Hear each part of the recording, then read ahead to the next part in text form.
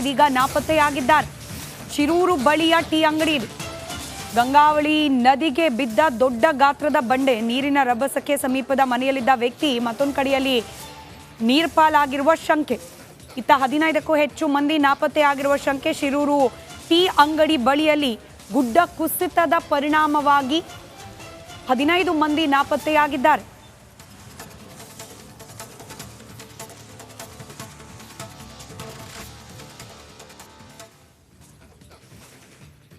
ದೃಶ್ಯದಲ್ಲಿ ಗಮನಿಸ್ತಾ ಇದ್ದೀರಿ, ಟೀ ಅಂಗಡಿ ಇದ್ದ ಜಾಗ ಇದು. ಇದ್ದಕ್ಕಿದ್ದ ಹಾಗೆ ಗುಡ್ಡದ ಮಣ್ಣೆಲ್ಲ ಕುಸಿದು ಕೆಳಗೆ ಬಿದ್ದಿದೆ. ಅಂಗಡಿ ಬಳಿಯಲ್ಲಿ ಸರಿಸುಮಾರು ಒಂದು 15 ಜನ ಇದ್ರು ಅನ್ನೋ ಮಾಹಿತಿ ಇದೆ. 15 ಜನ ಏನಾದ್ರು ಅನ್ನೋದ್ರ ಬಗ್ಗೆ ಇದೀಗ ಶೋಧ ಪ್ರಾರಂಭವಾಗಿದೆ. ಇದ್ದಕ್ಕಿದ್ದ ಹಾಗೆ ನಿರಂತರವಾಗಿ ಮಳೆ ಸುರಿತಾ ಇದೆ. ಇದ್ದಕ್ಕಿದ್ದ ಹಾಗೆ ಗುಡ್ಡ ಕುಸಿದಿದೆ. ಮತ್ತೊಂದು ಕಡೆ ನೀವು ಗಮನಿಸ್ತಾ ಇರೋದು ಟ್ಯಾಂಕರ್ ನೀರಿನಲ್ಲಿ ಕೊಚ್ಚಿ ಹೋಗಿದೆ. ಗಂಗಾವಳಿ ನದಿ ಎಷ್ಟರ ಮಟ್ಟಿಗೆ ತುಂಬಿ ಹರಿತಾ ಇದೆ ಅನ್ನೋದಕ್ಕೆ ಮತ್ತೊಂದು ಬದಿಯ ದೃಶ್ಯ ಸಾಕ್ಷಿಯಾಗಿ ನಿಲ್ತಾ ಇದೆ. ಒಂದು ಕಡೆ ಅಂಕೋಲಾದ ಶಿರೂರಿನಲ್ಲಿ ಗುಡ್ಡ ಕುಸಿದು 15 ಮಂದಿ ನಾಪತ್ತೆಯಾಗಿದ್ದಾರೆ. ಮತ್ತೊಂದು ಕಡೆ ಗಂಗಾವಳಿ ನದಿ ನೀರಿನ ರಭಸಕ್ಕೆ ಆ ನದಿ ಸಮೀಪದಲ್ಲೇ ಇದ್ದ ಮನೆಯಲ್ಲಿದ್ದ ವ್ಯಕ್ತಿ ನೀರು ಪಾಲಾಗಿರುವ ಶಂಕೆ ಕೂಡ ವ್ಯಕ್ತವಾಗಿದೆ. ಇನ್ನು ದೃಶ್ಯದಲ್ಲಿ ಏನು ಗಮನಿಸ್ತಾ ಇದ್ದೀರಿ, ಆ ಟ್ಯಾಂಕರ್ ನೀರಿನಲ್ಲಿ ಮುಳುಗೋಗಿರೋದು. ಈ ಅವಘಡದಲ್ಲೂ ಕೂಡ 5 ಜನ ನಾಪತ್ತೆಯಾಗಿರುವ ಅನುಮಾನ ಇದೆ. ಉತ್ತರ ಕನ್ನಡದ ಅಂಕೋಲಾ ತಾಲೂಕಿನ ಶಿರೂರು ಬಳಿಯಲ್ಲೇನೆ ಬ್ಯಾಕ್ ಟು ಬ್ಯಾಕ್ ಅವಘಡಗಳು ಸಂಭವಿಸಿದೆ. ಗಂಗಾವಳಿ ನದಿಗೆ ಹೊಂದಿಕೊಂಡಿರುವ ರಾಷ್ಟ್ರೀಯ ಹೆದ್ದಾರಿ ಸಮೀಪದಲ್ಲಿ ಭೀಕರವಾಗಿ ಗುಡ್ಡ ಕುಸಿತ ಸಂಭವಿಸಿ 15 ಜನ ನಾಪತ್ತೆಯಾಗಿದ್ದಾರೆ.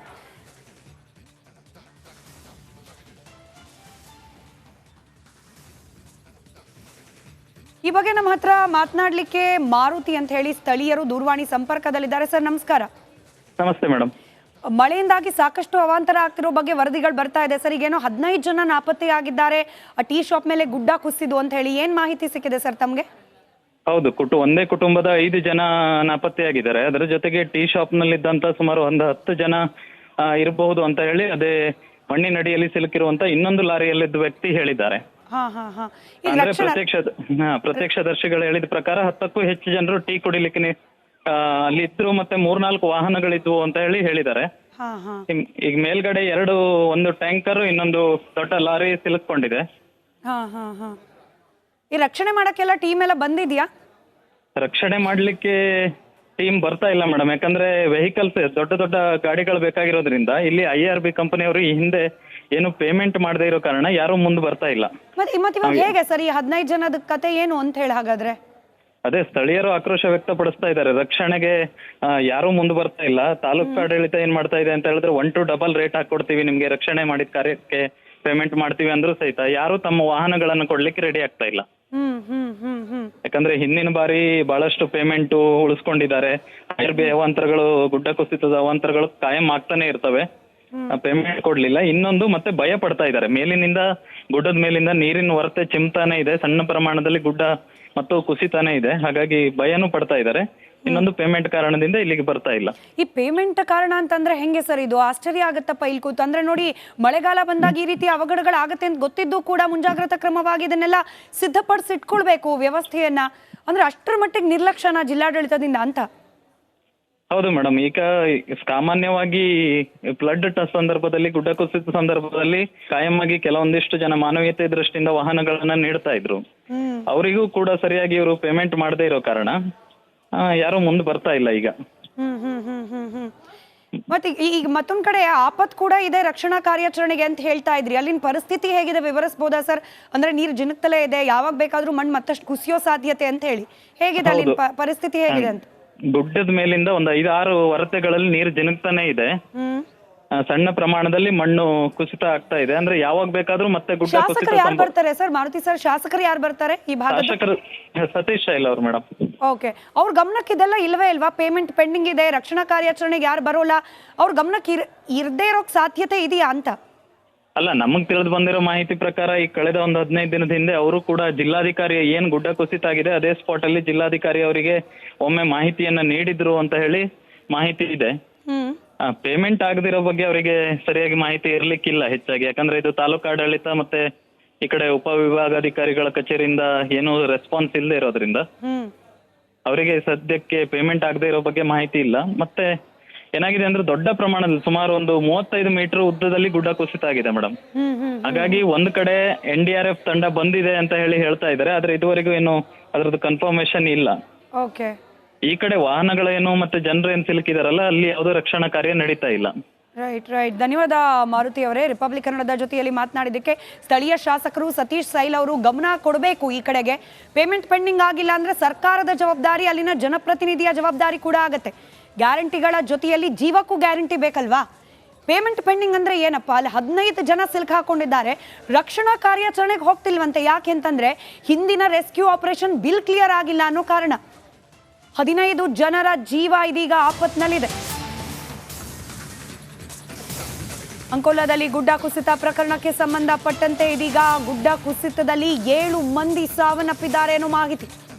ಉತ್ತರ ಕನ್ನಡ ಸಂಸದ ವಿಶ್ವೇಶ್ವರ ಹೆಗಡೆ ಕಾಗೇರಿ ಅವರು ಈ ಬಗ್ಗೆ ಮಾಹಿತಿಯನ್ನು ನೀಡಿದ್ದಾರೆ. ಘಟನೆಯಲ್ಲಿ 15ಕ್ಕೂ ಹೆಚ್ಚು ಮಂದಿ ಈಗಲೂ ಕೂಡ ನಾಪತ್ತೆ. ಅವರನ್ನ ಹುಡುಕೋ ಕಾರ್ಯ ಕೂಡ ಪ್ರಾರಂಭ ಆಗಿಲ್ಲ.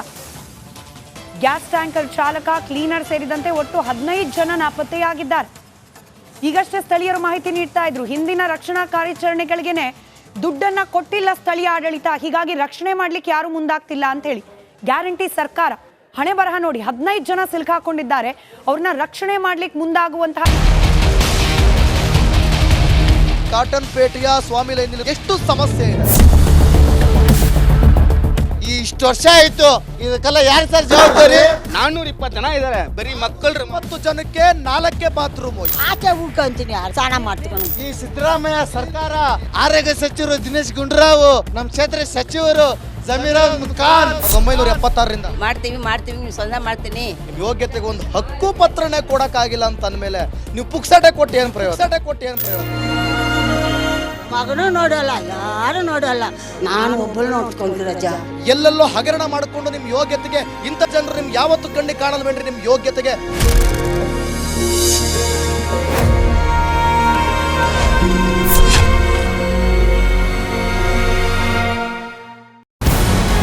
ನಮಸ್ಕಾರ. ಕರ್ನಾಟಕ ಪ್ರೈಮ್ ಟೈಮ್ಗೆ ಸ್ವಾಗತ. ನಾನು ಜಯಪ್ರಕಾಶ್ ಶೆಟ್ಟಿ. ಇಡೀ ಕರ್ನಾಡು ಇವತ್ತು ರೆಬೆಲ್ ಆಗಿ ನಿಂತಿದೆ. ಈ ಹಗರಣಗಳನ್ನು ಸದನದಲ್ಲಿ ಪ್ರಸ್ತಾಪ ಮಾಡಲು ಕೂಡ ಕಾಂಗ್ರೆಸ್ ಹಿಂದೇಟು ಹಾಕಿದ್ದೇಕೆ? ನಿಮ್ಗೆ ಸಂಬಳ ಅದಕ್ಕೆ, ನಿಮಗೆ ವಾಹನ ಅದಕ್ಕೆ, ನಿಮಗೆ ವೆಪನ್ ಅದಕ್ಕೆ, ನೀವು ಅದನ್ನು ಸೆರೆ ಹಿಡಿಬೇಕಾಗಿದೆ. ನೀವು ವಿದ್ಯುತ್ ಬರ ಇದೆ ಅಂತ ಹೇಳ್ತಾ ಇದ್ದೀರಿ, ಎಲ್ಲಿ ಬರ ಇದೆ ನೀವು ಹೇಳಬೇಕು. ಪಾಕಿಸ್ತಾನ್ ಆಕ್ಯುಪೈಡ್ ಕಾಶ್ಮೀರ್ ಅದು ಎಂದೆಂದಿಗೂ ನಮ್ಮದು. 40 ಮೆಷಿನ್ಗಳು ತಂದಿತ್ತು ನೋಟ್ ಎಣಿಸುವುದಕ್ಕೆ, ಅದೇ ಹಾಳಾಯಿತು. ಮಥುರಾದ ಗಲಾಟೆ ಇದೆಯಲ್ಲ, ಅದು ಸ್ಥಳೀಯವಾಗಿ ಕೂತು ಪರಿಹರಿಸಬಹುದಾದಂಥ ಕಾನೂನಿದೆ. ಗ್ಯಾರಂಟಿ ಯೋಜನೆಯಿಂದ ನಷ್ಟ ಆಗಿದೆ, ಲಾಭ ಆಗಿದೆ, ದಯವಿಟ್ಟು ಹೇಳಿ. Dawood Ibrahim most wanted criminal ಯಾವಾಗಾದ ಅಂದರೆ ಇಲ್ಲಿ ತನಕ ಭಾರತ ದೇಶದಲ್ಲಿ ಓರ್ವ ದಲಿತ ಪ್ರಧಾನಿಯಾದಂಥ ಇತಿಹಾಸವೇ ಇಲ್ಲ. ರಿಪಬ್ಲಿಕ್ ವರ್ಲ್ಡ್ ಆಪ್ ಇದು ಕೇವಲ ಅಪ್ಲಿಕೇಶನ್ ಅಲ್ಲ, ಸಮಗ್ರ ಸುದ್ದಿಗಳ ಸಂಪರ್ಕ ಮಾರ್ಗಕ್ಕೆ ಕ್ರಾಂತಿಕಾರಿ ಬದಲಾವಣೆ. ರಿಪಬ್ಲಿಕ್ ವರ್ಲ್ಡ್ ಆಪ್ ಕೇವಲ ಸುದ್ದಿ ಅಪ್ಲಿಕೇಶನ್ ಅನ್ನ ಪರಿಚಯ ಮಾಡ್ತಾ ಇಲ್ಲ, ಬದಲಾಗಿ ಡಿಜಿಟಲ್ ಸುದ್ದಿ ಬಳಕೆಯ ಹೊಸ ಯುಗಕ್ಕೆ ನಾಂದಿ ಹಾಡ್ತಾ ಇದೆ. ಇದೊಂದು ಬ್ರೇಕಿಂಗ್ ನ್ಯೂಸ್, ಪ್ರಭಾವಶಾಲಿ ಕಾರ್ಯಕ್ರಮಗಳಿಗೆ ಗಟ್ಟಿಯಾದ ವೇದಿಕೆ. ರಿಪಬ್ಲಿಕ್ ವರ್ಲ್ಡ್ ಅಪ್ಲಿಕೇಶನ್ ಈಗ ಲೈವ್ ಆಗಿದೆ. ಗೂಗಲ್ ಪ್ಲೇ ಸ್ಟೋರ್ ಮತ್ತು ಆಪಲ್ ಆಪ್ ಸ್ಟೋರ್ ಎರಡರಲ್ಲೂ ಲಭ್ಯವಿದೆ. ಈಗಲೇ ಡೌನ್ಲೋಡ್ ಮಾಡಿ.